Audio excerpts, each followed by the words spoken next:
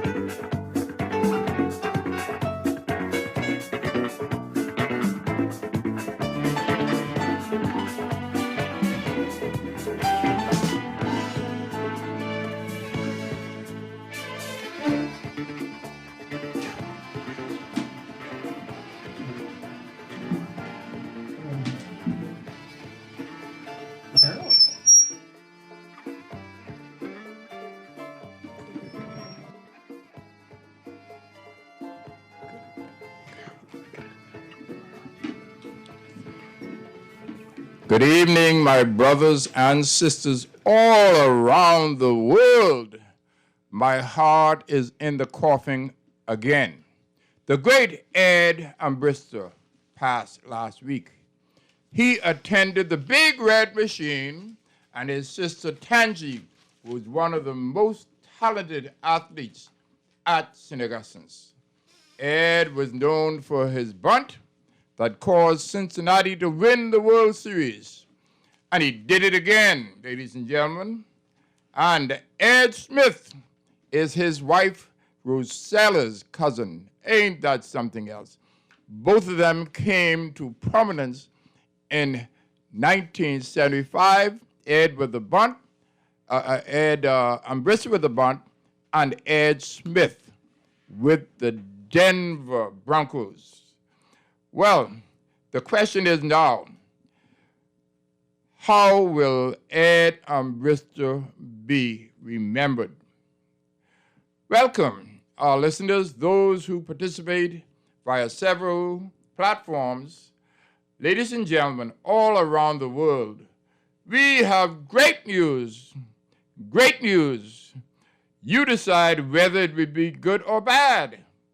Well, my brothers and sisters, it was announced on Friday, March the 19th, that the upcoming Tokyo Games will have no fans in the stadium.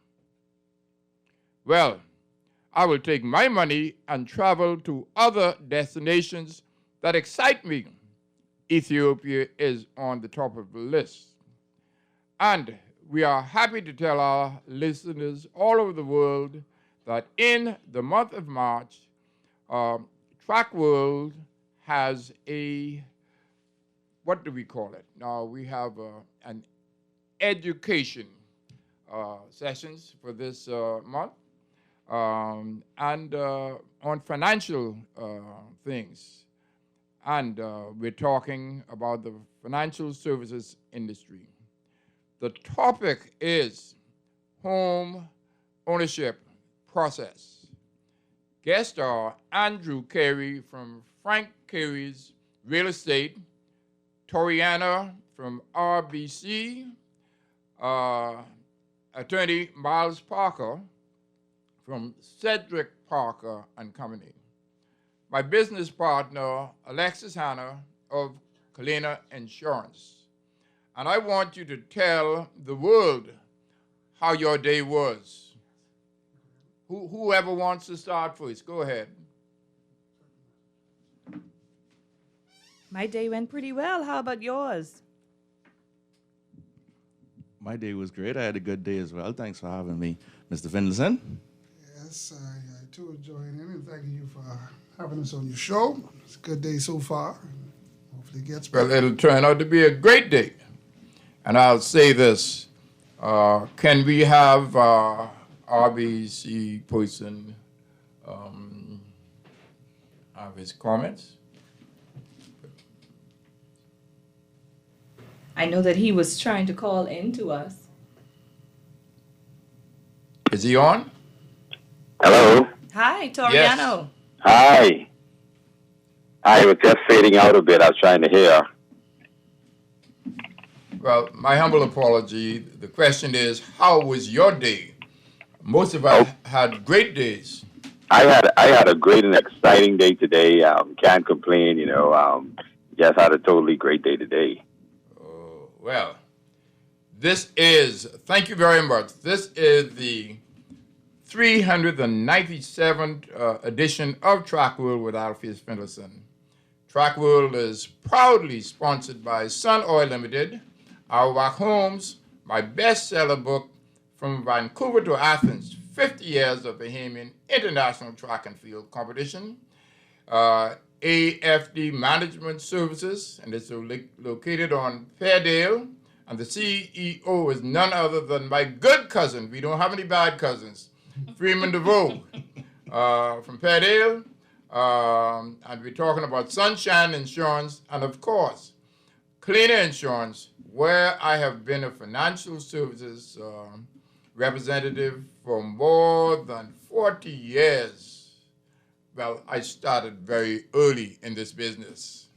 And now we go to our first commercial break, but before that, we will provide you with the trivia of the week. And the question is, please tell us which Bahamian track and field athlete who participated in the 1955 Pan Am Games is still alive. The question again is, I repeat, please tell the world the name of the Bahamian track and field athlete who participated in the 1955 Pan Am Games and is still alive. And the numbers to call are 323-6232, 325-5316, and what's the last one? 325-4259.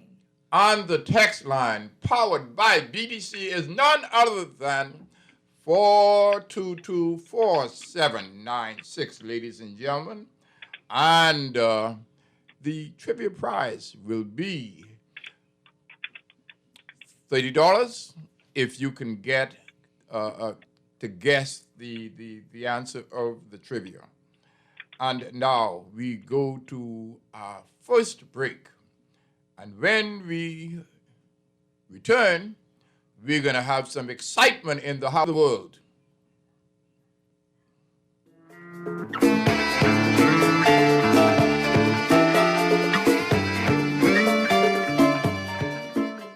Hello from the Shell Fuel Labs, where my team of dedicated scientists develop Shell fuels for your car. For over 100 years, fuels innovation has been at the heart of everything we do. Since our first ever branded petrol in 1907, we've broken records, supported Ferrari F1 to win Grand Prix, and pushed our fuels to the limit. Now, every time you fill up your Shell, your engine will benefit from our passion for innovation, helping you to get the most out of every tankful. With over 100 years of quality fuels innovation, You can be sure of Shell. I am Bernard F. Hanna. All of you should know me as this Sting. I've got the very first copy from Vancouver to Athens.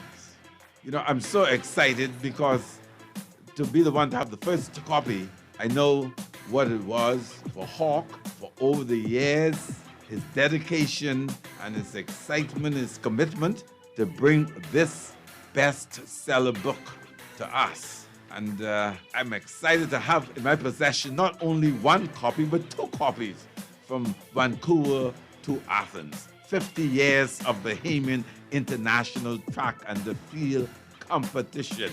This is great stuff. So I'm urging all of you to get your own copy.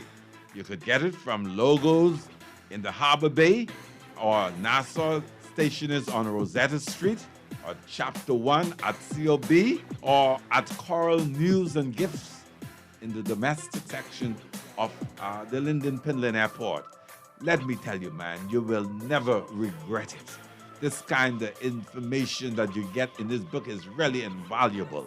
It's just terrific stuff. Good sports history, true and factual, So So I urge you, just go and get it and keep a copy and even give your friends a copy. And you know, more than one reason I am more excited about having this book. Look at page 200 and you will see me there in live and living color performing. Number 200, you will see Bernard F. Hanna performing, and that is my fulfillment, one of my big fulfillment of having this book.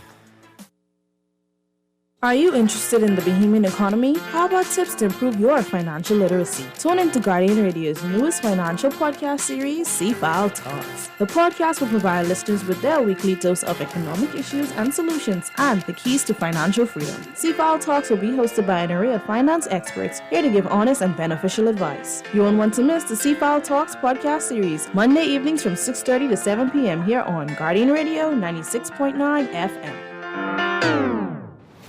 Morning Blend Business. The economy. Finance. Business.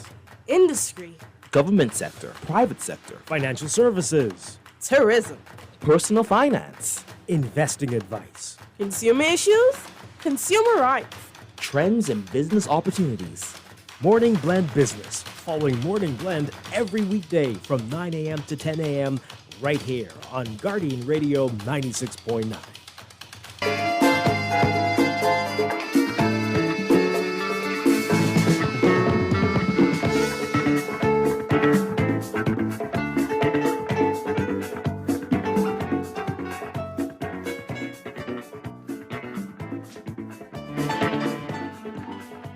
And we're back, and our listeners and those who connected via several platforms here. Which of our brilliant guests will start the exciting conversation? Well, I'll start by introducing myself. Again, my name is Andrew Carey, and I'm with Frank Carey Real Estate and have been practicing real estate officially in the Bahamas for 7 years. All right, great to have you, Andrew Carey. Yes, and my name is Miles Parker. I'm a practicing attorney, Cedric L. Parker & Co. I've been practicing for going on 20 years now. And with respect to who starts the conversation, if you're talking about home ownership, before you get to me, you're probably going to be dealing with Mr. Carey. So let's start it off right. Let's start it off. This is very true. Well, Alexis, can you just set the tune? So what we would do is, in terms of the home ownership process, of course, that starts with the homeowners and their desire to purchase a home. I know myself, I had a dream house in mind, when it came time to look for that home. Each homeowner is different, and this is where the realtor comes into play to kind of guide, the homeowner on this quest initially. So, Mr. Carey, tell us exactly how this process works with you. Well, it starts relatively exactly how you imagine and how you explained it. Most persons already have in their head their dream home. It probably started from they were a child, and it goes on into adulthood. And once they get at an age where they decide that they want to purchase a home, then the first thing I would probably recommend you doing is getting a real estate agent to assist you along this process.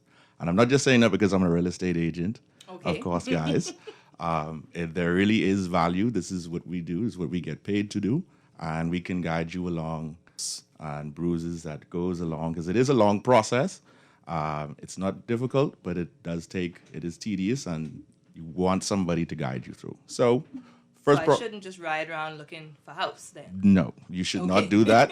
I mean, everybody does the Sunday drive, Right. You go around and look at the houses, you go out west and see all the big houses and count the windows and stuff like that. But aside from that, the first thing you want to do is get a real estate agent. And me being a real estate agent, what I would probably do is recommend first to find out what it is you qualify for. And I would do that by sending you to someone like Toriano at RBC to get just a reference to see exactly what do you qualify for.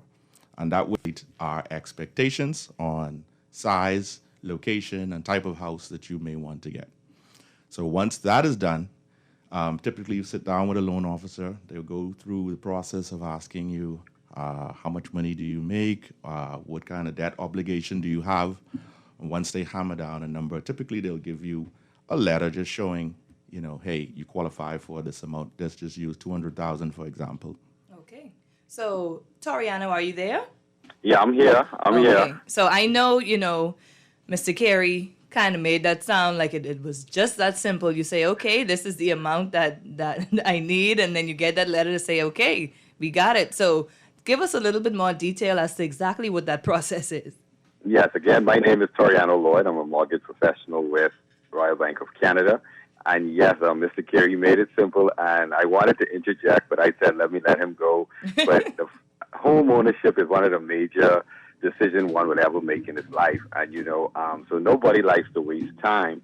And, most realtors, they like Mr. Carey said, when you come out, they want to actually know what you qualify for rather than take you to see a $500,000 house when you only qualify for $200,000 house, So my suggestion is to everyone, once you start thinking about home ownership, first thing you need to know is come in and see a professional mortgage specialist. So when you go there, you can make a more informed decision. You will know exactly what you're qualified for. And so once you're pre-qualified, we'll give you a pre-qualification certificate that you could actually take to the real estate company, letting them know exactly how much you qualify. And then now they can take you around to show you houses in that price range that you have been qualified for. Now, the qualification process is quite simple. Once you have made up your mind and you come in to see one of our trained mortgage specialists, any one of the Royal Bank branches, all you need to do, bring a pay slip and a job letter. Once you bring that to the bank, we're able to pre-qualify you and tell you exactly what you are qualified for. And then once you take that to the real estate company, they can actually pinpoint houses that fit within your criteria and instead of wasting time for you and them as well. Let's stick a pin. Tell us, each of you, our guests involved, how did you get involved in this business? As far as real estate is concerned, it's relatively easy. There's no requirement as far as a scholastic. Would want you to have, some sort of tertiary education, but it's not required. Typically, you would start with an apprenticeship that runs for about 6 months. And once you have your apprenticeship complete, you can sit the real estate exam. It's not cheap. Last I checked, I think it's about $2,000. Okay. So once you are under a broker and have apprentice for 6 months, you are eligible to sit the real estate exam. And once you pass, you are good to go once you pay your fees. Well, tell us a little bit about the role of insurance and the other question would be, what do you consider the best mortgage? But let's start talking about the role of insurance, please. The role of insurance in purchasing a home and getting a mortgage. Well, I can speak to that. Toriano can also speak to that a bit in terms of, how it is used as sign a life insurance policy to use as collateral for your mortgage. So I don't know if Toriano wants to touch on that a little. Sure, I can touch on that. There are two types of insurance that the bank pay close attention to when it comes to mortgages. The first one is making sure that the house itself is insured. I call that the homeowner's insurance. Right. And we need to make sure that's in place, and that protects you as the client and the bank collateral as well. So if there should be anything happen, and that insurance is normally a full catastrophic one that covers both hurricane, fire, water damage, earthquakes, the whole, any disaster. That insurance gives you full coverage, and that protects you as the client in case the house is destroyed. And so there'll be funds coming back to either you repay the bank's outstanding amount, or you can rebuild your house as well. And it protects the bank as well. Should something happen, if the place is destroyed and you can't afford to build back, at least the bank has paid off its debt, the bank debt is repaid, and then you are free from that debt as well. And the other one is the life insurance policy that we recommend very highly to all of our clients, because debt is no one know where debt is, and so therefore, if you have a family and you have a nice house, you have a nice home, and should you die before that mortgage is completed, then you don't want to leave a debt on your children or your husband to pay. And if they can't pay, and then the bank has to now relies on its security and come and actually take the house back because you're unable to pay. Right. And so that's why we recommend you take out a life insurance to cover the mortgage. And so if anything should happen, at least your family don't have to worry about carrying on or paying that debt that you would have left them. So that's the importance of the life insurance, to make sure you are covered and your family are covered. And then the homeowner's insurance, which protects your property and covers your debt as well in case something should happen. Okay. Well, just 1 second. We have Leon Coleman. He is watching, along with several other people, Kelly Burrows, Charlene Thompson. Leon, you need to be able, you can't call in while the show is going on, Leon. Thank you ever so much. So my question is, Leon, you there? Yes, I am. How are you? Yes, but you can't call through here because we can't hear you. So I gave you the numbers to call on. You can get the numbers. Call on the number 242-323-6232. That's what you need to call on, Leon. Thank you so much.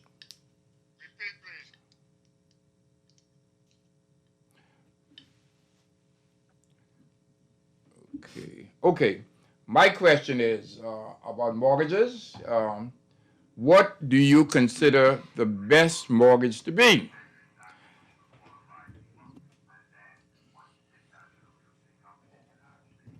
What do you consider the best mortgage to be? Now, when I decided to get a mortgage for a home, my architect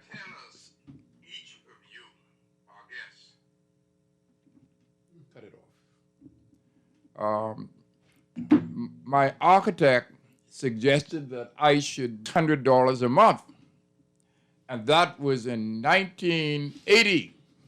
Alexis? That wasn't no small change, is what you're trying to say. And your grandmother, she looked at me and thought I was crazy for that amount. She wanted to know if you had that kind of bank. That's what. If I had that kind of bank. So what it was is that the longer or the more you put in, okay, the more you put in, the quicker you are through with your commitments. Right, but yet again, Toriana would be able to speak to that a little bit better. And I don't know if there's, a better mortgage or a lesser mortgage, but I'm sure he'd be able to explain a little bit more about the different types and the different terms. Yes, so I will interject on that and say that I wouldn't say there's a best mortgage, but I think what you probably can say the best mortgage that fits your present situation. Right. Yes. So in terms of what can you afford comfortably in terms of payment as well. So you may say, okay, I want a big house paying $500,000. My mortgage payments would be about $5,000, but I'm only able to really pay $600. So you have to now get a mortgage that fits within that $600 a month payment. And so that's why it's so important to get pre-qualified before you even begin construction, before you go talk to your architect. Come in and find out exactly how much can I comfortably pay that will not put a real pressure on me or cause me to default on my loan payment. So that's why we stress, come in and see a mortgage professional, get pre-qualified. So when you go to your architect, you say, okay, I'm only qualified for $250,000. I'm only qualified for $500,000. the architect will draw your plans according to what you are qualified for. And also, the more down payment, the down payment is your contribution to the mortgage amount. And like you said, your Grammy said, if you put down more, the less money you borrow from the bank. Right. So and it's based on your situation again, if you have savings, that's why we stress savings is so important. You don't just get up one morning and say, I'm going into the bank. It's some planning prior to you coming to the bank that you say, okay, I'm saving now, I'm budgeting, I'm putting aside money towards my mortgage. I need to have a down payment of a minimum of 10% or 5%, or 20%. And the more money you save, the more money you can inject into your mortgage, the less you borrow from the bank, and therefore the less interest you pay back to the bank. So if where you are in life, if you have the savings to put in more, I say put in more. But if you don't have it, then if you only have the 10%, right where you are, put in the 10, and then you also have the options of paying it off quicker by making extra principal payment. So there's really no best mortgage that someone could recommend for you. We only could do it based on what you qualify for. Well, two things have happened in the last 2 years. One is Dorian and the all of that, and then one is the pandemic, where people don't have the money to upkeep their lifestyle. Well, this is true. Two things have happened. This has had an effect on the real estate market. I'm pretty sure Toriano can speak to that as well, being working in the bank as well as Mr. Parker. Dorian first, obviously a lot of persons, especially in Abaco and in Freeport, had a lot of home damage. So insurance would come into play in that as well. But as far as from a real estate standpoint, we have seen a hit as far as real estate transactions on a year-over-year basis during Dorian and as well as the pandemic as well. It has affected sales and home prices somewhat. However, it's not all doom and gloom. Persons are still purchasing. The banks may have a freeze or a slowdown on lending a little bit, but they're still working with their clients. They're still offering low interest rates. I know one particular bank is offering a 3.85%. But as far as real estate is concerned, it's still strong. You still can purchase homes. Banks are still lending money, and even though we had these two devastating situations, real estate is still moving in the Bahamas. And I will add to that as well. Yes, we have been affected by Dorian and the pandemic. And back to my original point on the insurance, especially for our brothers and sisters in Abaco who were really affected, and in Freeport who were really affected by the Hurricane Dorian, and a lot of homes were totally destroyed. And for those who had the insurance policies in place and up to date, they were able to claim on that insurance and get funds to now rebuild their homes back in Abaco and on Freeport. So that's the importance of having that homeowner's insurance. And, with the banks, yes, we understood persons were affected, persons lost their job during Dorian, and then before they even could catch themselves, then you had the pandemic hit them as well. And so a lot of Bahamians were hurting and they lost their jobs. And the bank, we understood that. Royal Bank, we were the first one out the gate to assist our clients, where we offered them 3 months deferred payment, and then after that 3 months had expired, we extended for another 6 months. So we were there for our clients. They've been there for us all these years. So Royal Bank, we were compassionate towards them, and we deferred those payments, allowing them not to pay anything for the 6 months until the economy start to rebound from all this devastation.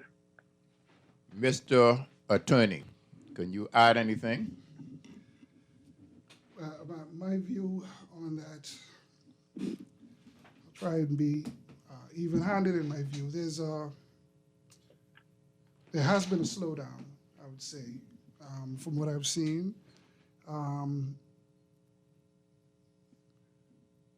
The conversation is on home ownership, and from what I am hearing, and from what I'm seeing, things are changing, getting a little better now, but it seems that for a period, only the high-end customers with the but the better qualifying customers were getting some traction with the banks. You're seeing some movement now on the more, I would call it middle class.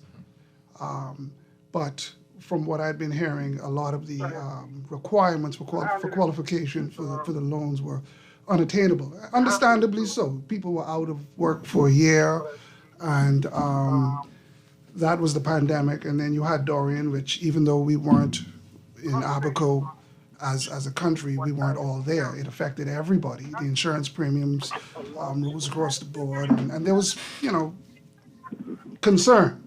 But I do see positive movement. I do see positive movement, and from a homeowners or a purchaser's perspective, as has already been indicated, everybody's experience is going to be somewhat unique and detailed to their circumstances in terms of what you could qualify for and really what's available to you. I won't be able to comment on the inventory. That's more Mr. Carey's field. What I find in my profession is by the time someone comes to the attorney, they usually have already spoken to the bank and have an idea what they're qualified for. And they've usually already dealt with or spoken with a real estate agent, so they already have an idea of what they're looking for. Right. And you find that they will come to us or at least consult with us at the stage when they've found something and you have perhaps an offer letter in the making and you are determining your costs, your final costs and whatnot, that you were going back to the bank with. It's a bit of a circle in terms of you start there and you still end up. Right. Still end up. So let me ask something. You are aware that there are a lot of people on the street who don't necessarily live in fancy homes and everything else, but they know how to save. They have their money, and when these things happen, it doesn't affect them as much as other people. Comment on that, please. Maybe Alexis? So what you're saying is that, yes, the Dorian happened, the pandemic happened, but that doesn't mean everybody broke. That's You the know, point. there are people who still have their reserves and different things for what they need to do. That's what you're saying? Yes. Okay. Yes. Well, I'll accept that. I mean, the bottom didn't completely fall out. No. And to be honest with you, this is not the first time in the history of the world that there have been a series of catastrophic events visit a particular country. Yeah. And during these times, there are people who have a view that this is when fortunes are made.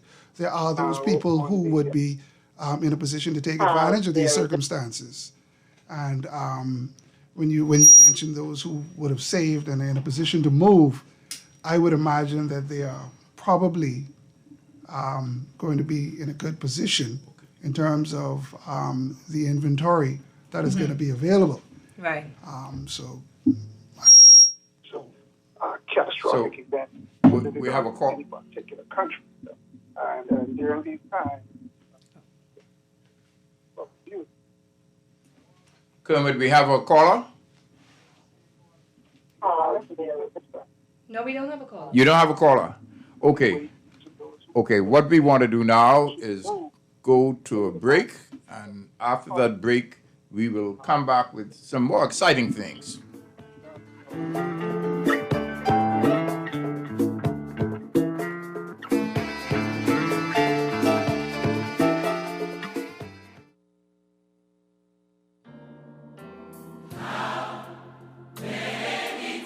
For the past 33 years, Great Commission Ministries has been defending the poor and hurting, feeding the hungry, and sheltering the homeless.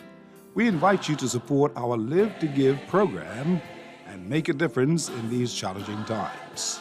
Become a donor by giving a one-time annual gift or a monthly donation of $50 or $100.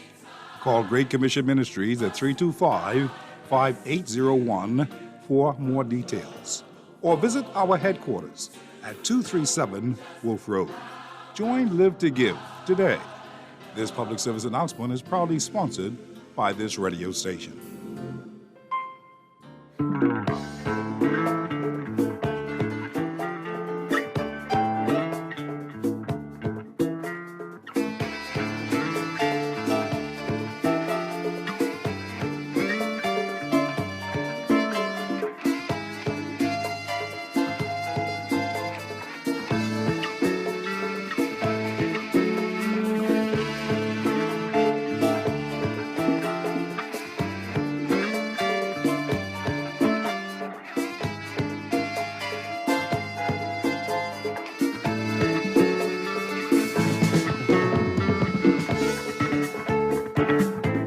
Back. We are back, and we've decided to make it as simple about the steps in home ownership. And who takes it first? Well, considering that we are on track live with Alpheus Finland, I would like to relate it to a track and field scenario. I want you to think of it as a relay race. And it starts with you, the potential homeowner. So as a potential purchaser of your first home, you would be running the first leg. The first thing you would want to do, as we illustrated earlier, is to get to the bank, get pre-qualified, find out what you're qualified for. As Toriano mentioned, let's say for $150,000. And Toriano, maybe you could take it from there as far as the second step for qualification. Yes, and after you've been pre-qualified, and then what we will do once we have established that amount, we'll actually recommend that you go to a real estate company, and then that real estate will take you around and show you the different homes that you're basically qualified for. And then once that happens and you have identified the home that you love, your dream home, or maybe your startup home, what we also will do, that realtor, he can also provide an appraisal on the property to ensure that the price you're paying for the property is actually what the property is valued.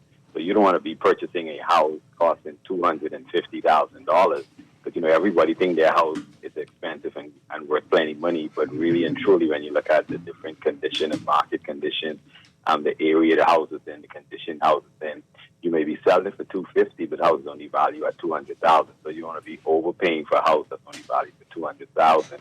That's why it's so important to get a proper valuation done. And then once that is established, we will partner, we'll send them on to our attorney, like Mr. Parker himself, and then the attorney at that point could review all the sales agreement and also provide his costing at that point, how much it's going to cost, all the legal costs. And then once that happens, then we're ready to draw down the funds and issue the check, and you can move into your own house. Well, let me say that I took a different route. And the route is that I decided to go in these places and look at the magazines that had houses that I was interested in. Some of us now look on television and they, battle for the best thing. Right. But what I did is that I looked at a number of houses. I drove all around Nassau, especially in the east. And the challenge with the east, because we were living East Street South, is that there's plenty traffic coming. Nothing changed. So I've said that we would never, ever, many years ago, 1971, we were talking about that. Where should you live? That's the first thing. The second thing is what kind of design that you want. So that means an architect who could explain to you and give you the opportunity of what they would do to amend what we get. And that's exactly what we got. And it's been 1987. Yeah. We've been out at Cable Beach. So I want to segue from there. You talked about, getting an architect and basically building the home of your dreams. Back to Toriano about this. Let's talk a little bit about new construction versus purchasing a home. Okay. Yes. Well, Toriano? Yes. Yeah, so new construction versus purchasing a home. Now with the with constructing a home, it's gonna really it's gonna cost more time and effort. But what we normally do, we do finance for construction as well.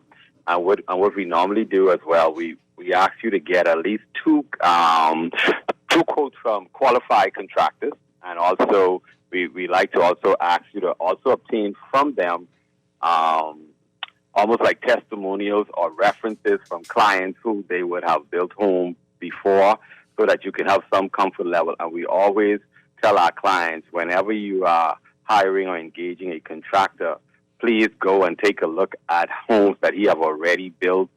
Go on his website, really check him out to make sure that what he is saying he can do for you, you have evidence that he has already done this before, because everyone could say they could build a house, but can they build a house to your standard, or are they going to take advantage of you? So you want to make sure you have qualified contractors to build your house. And then the bank, we have another safety measure in place.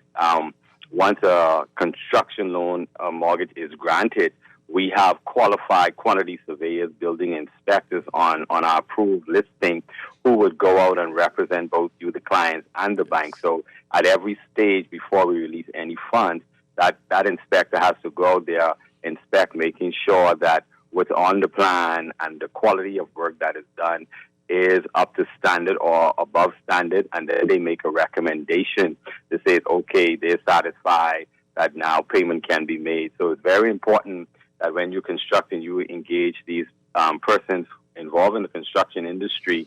And also, I like to encourage clients themselves to make sure, don't just take someone's word, but actually go on site yourself. Go there every day, see what they're doing. If it's not the standard, you don't like it, ask questions. Get a second eye on it to make sure that they're doing the work properly. Right. And so construction may take a little longer than purchasing a house.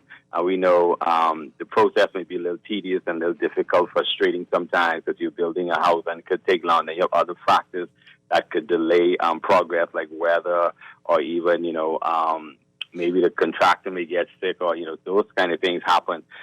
So construction is, you get what you want because you're building your own house, but they'll also come with a delay or, a little added frustration, rather than just purchasing a house that suits your need or you like, and it's just a one-shot deal where you just pay for the house and you move in ready, rather than having to wait 6 months to have a house completed. Right. Is there a difference in terms of the down payment or requirements for construction versus purchasing a home?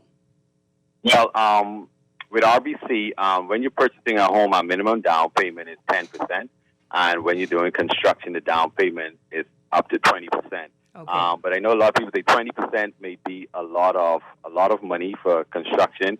However, most persons who you see constructing, they already own the property. And so what happens is we take the value of the property and we use that as really, you don't have to come up with anything. And so a lot of persons, what we're seeing now, especially if they already own the property, and some persons already start putting on the foundation, taking it all the way to bell cost, and then they coming back to the bank. So at that point, the equity that they have already put in the property will cover their down payment injection of 20%. Is there any stipulation on how long they should wait before they're able to come back to the bank now to build? Once they own the property? Right. If they own the property outright, they can come right away, and depends, like I said, depends on their financial situation. If they're able to, they may have cash save up, so they can either come right away if they have enough cash to make up the difference of the down payment, right. Or if they own the property outright, they could come right away, and we could get started with construction right away. Okay. Well, I want to just mention this. When we went out and we started in July of 1986, and my sister came from Connecticut, and I said, the contractor said we were going to be in the house in October. She said, October next year. Well, it couldn't have been that same year. And as it turned around, several things went wrong. I could talk about it. You're ready to tell they your had story? No. They had two houses close to one another. Our house and the other people's house that they were dealing with. And as it turned out, we went in there in, that would have been the elections in 1987, the last election before the, And that's what I'm saying. So I am saying that, it is all depending on what they are able to do. We would go out there sometimes, but he goes out there early and he comes back early. So we had to have the contractor the architect deal with the situation. Right. We have a question on the text line, Toriano. Someone is asking, how can one go about remortgaging a house to a next bank? Okay, so we call those switch mortgages. So if you have an existing mortgage at another financial institution, what you have to do is, again, you come in and see one of our trained mortgage specialists in one of our branches. And what we do, we qualify you, and then with the mortgage, once you own the house itself, we ask for an valuation to be done to determine the value of that house. And once the house value is about 80%, the value is enough so that we can do about 80% financing on it to cover your outstanding debt at that other financial institution. It's just switching the mortgage over. And once you switch your mortgage over, Mr. Parker can talk to it. It's not as expensive as taking out a brand new mortgage, because basically you're only going to pay on the stamp tax rather than on the conveyance again, which is most of the money when you're really doing a mortgage. So to switch it over, you just need to speak to a mortgage specialist at RBC. And once we pre-qualify you again, and then it just now is doing the documents to bring the mortgage from one financial institution to Royal Bank of Canada. So the process is very easy. So just having that conversation, and then we let you know exactly what you can qualify for. Anybody else? Okay. So we're still now in this relay for getting to home ownership now, right? So we talked to Toriano about the qualification process and what happens. You've already been pre-qualified. Now you're looking for the home with Mr. Carey, and now what happens now? So what happens now, after you've seen Toriano and he's told you, hey, you qualify for $250,000, then you want to come and see us. We sit you down, have a consultation, find out what is it that you want. What is the ideal location for you? How many bedrooms? How many bathrooms? What kind of condition? Do you want something that's turnkey, that's ready? You just want to move in and bring your clothes? Or do you want something that's in good condition? You can move in now and work on it as you go on. Maybe it needs a bathroom, needs a renovation, something of that nature. So it all depends on what you want. Once we determine what you want, then we can figure out where we can find this house. So, for example, somebody wants to say they want to live in Stapleton, and we find a nice home in Stapleton for them. We go look at a few options. If you qualify for $250,000, we find a house that may need some renovations. Maybe it needs about $30,000, but you can move in and work with it. So we take look at a few places. Once we find something that you like,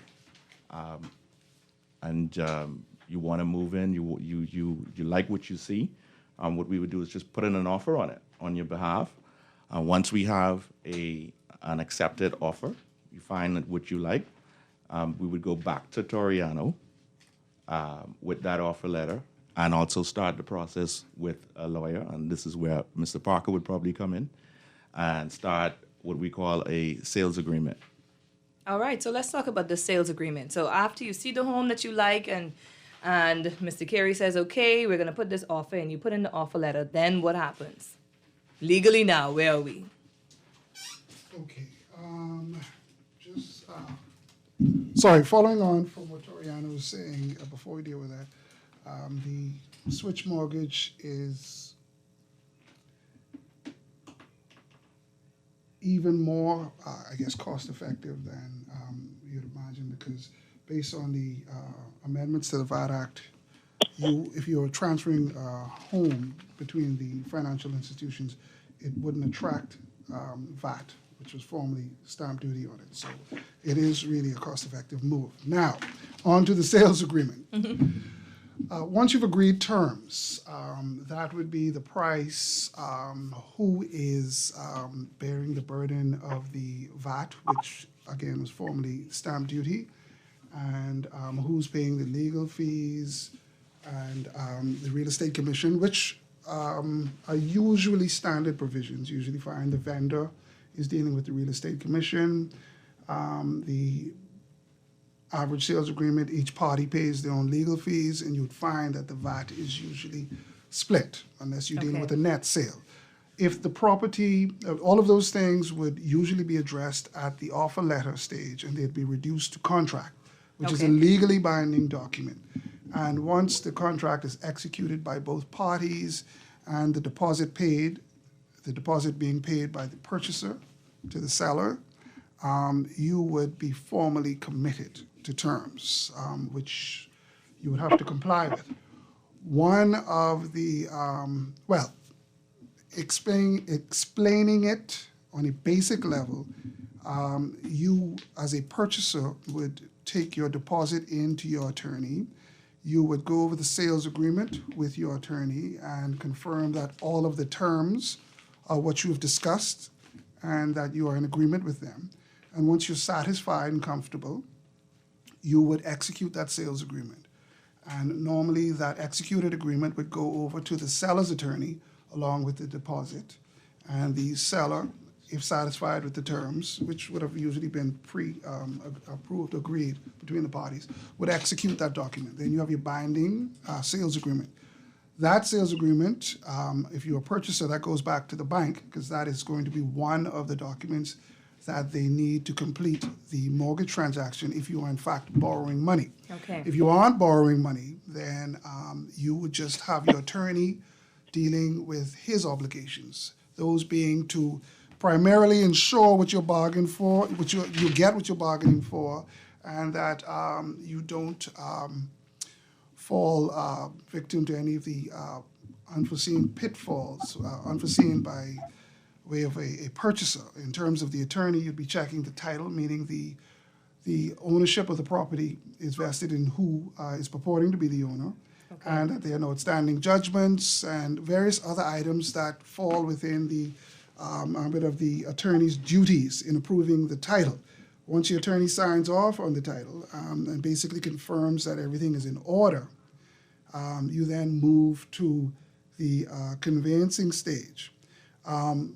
One item of the sales agreement that is, it's almost standard, it's very commonplace, that is a financing clause, which means if you are in fact borrowing money from the bank, it usually a 21 or 28-day period to confirm with your bank that your financing is in order and that the financing instructions are issued to your attorney. If you find that during that 28-day period you aren't qualified, you haven't gotten your instructions issued, at that point you either request from the seller's attorney that there be an extension and you be granted more time to go and secure your financing, or at that point you can cancel the contract and say, listen, I've been unsuccessful in securing my financing, I need to be released from this contract, my deposit refunded, and I go back to the drawing board. But other than that, you forfeit those funds. If you go beyond the financing period without taking the proper steps, yes, you will find that your funds are committed, and at that point, you are at the mercy of the seller. Right. Okay, but beyond that, if everything goes well, you move from sales agreement to conveyance and mortgage. Okay. That is the completion stage, meaning the vendor, the seller, would sign a conveyance of the property over to you. The conveyance is the document by which the property ownership is transferred from one person to another. Right. You would then execute a mortgage of that property to your lending institution. Right. And once those documents are fully executed and the relevant title documents in hand and delivered to the bank, and the bank is satisfied that everything is in order, the funds are then released to the seller via your attorney, via the purchaser's attorney. At that point, your commitment is to the bank to pay the mortgage. The seller is paid out the equation, and you carry on as the equitable owner of the property. All goes well as the owner of the property Right. someday. Okay. Anything else before we On have that, to say something? yes, on that you do Track have- and feeling otherwise. Yeah, I know. You can get to the track and Yes. field. I understand. I wanted to ask you what kind of traffic they had in 71, but you, as a purchaser, you'd want to be aware that you can apply for exemption on your VAT if it is the first time that you're purchasing a home.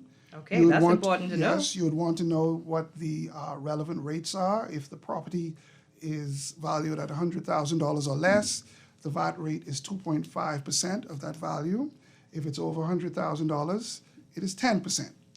That is the VAT that I mentioned would either be split between the purchaser and the vendor, Right. or borne solely by one or the other. That is a very relevant figure because I don't know how many homes out there are going for under $100,000. Right. So you're usually looking at 10% unless you're dealing with vacant land. Not many. Yes, so those are the general points you want to deal with in terms of completing the purchase of the home. What about real property tax? Real property tax is, firstly, any outstanding real property tax on the property is something that your attorney is supposed to deal with in the course of addressing the title. The title, right. Meaning, when you take over a new property, if you bought a home, you'd want to take that home with a zero, well, you definitely should take that home with a zero balance, because Right. that tax attaches to the property. However, the other significant elements of real property tax are the rates. The fact that up to, if you're occupying the property, I think up to $250,000, you're not charged real property tax as an owner-occupied exemption. And the Right. government only charges you beyond that amount if it is in fact a residential property that you're occupying. It's an annual fee, and I can hear the music, and I think I've covered just about everything, and we could deal with the questions when we come back, I would imagine. Okay. Kermit, can you give us a little more time, please? Well, no problem. No, if you can't give us any more time, that's it. But very quickly, Kermit, the purchaser's attorney is supposed to stamp and record his documents. You pay your stamp duty, your VAT, and you lodge it for recording. That means your title documents are on the record, and it's in your name in the registry Right, of records. that's That's the important. final step. You want to make sure your documents make it to where they're supposed to go. Thank you, Kermit. I think next week I am going to talk more track and field because Oh, most definitely. people are waiting for what I'm talking about our man, the world champion in the 400, this and that and the next thing. So next week I'm going to cut down that a little bit. Thank you right. ever so much.